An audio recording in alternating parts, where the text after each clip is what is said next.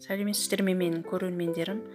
Бүгін мінекей қарынды, шектерді тазалайтын боламын. Мінекей қарынның іш майының бәрін алып тастаймын. Мінекей қарынның іш майының бәрін алдым.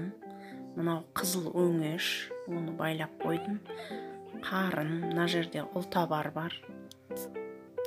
Осы шекті, мінекей ұлтабар. Бұны бөлек тазалаймын, қарынды. Міне осы жерден кесіп аламын. Шекті бөлек ыдысқа салдым. Шек қарындарды бөлек тазалаймын. Мінекей мына жерден кестім. Осы жерден кесіп, су құйып, жақсылап шекті тазалап алатын боламын, қарынды.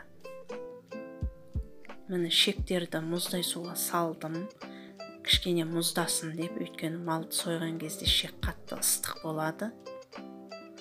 Міне барлық шектерімнің ішіндегі жаман нелерін төгіп тастадым. Енді мінекей шектерімді осы ағаштың көмегімен айландырып алдым. Жақсылап сумен жудым. Енді қазір суға тұз салып, тұз сумен жақсылап жуамын. Мінекей осылай қолыммен ысқылап отырып жақсылап тұз сумен жуамын шектердің бәрін. Мынау 9 шек менің қолымдағы. Мінекей осылай қатты ысқылап, мінекей шекте ішінде кілегей болады. Сол кілегейлерін осы тұз сумен жақсылап жуамын. Мынау қызыл өңеш. Мінекей 9 шек. Бүйен, кішкене ашты шек бар. Мен барлық ашты шектерді жемейміз біз, сол үшін ашты шекті қолданған жоқпын.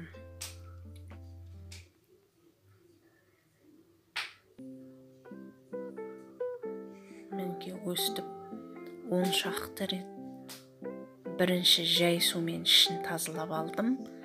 Шекті айландырғаннан кейін осылай тұз сумен 5-6 рет шайып аламын.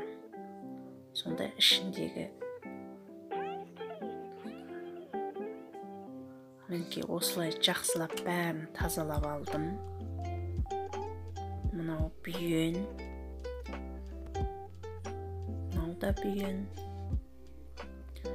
9 шек мынау.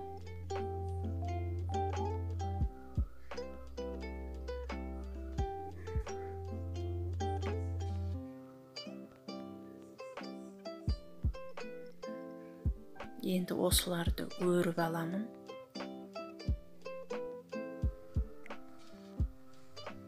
Осы 9 шекті барлық шектерді өріп аламын. Бүйеннен басқасының бәрін.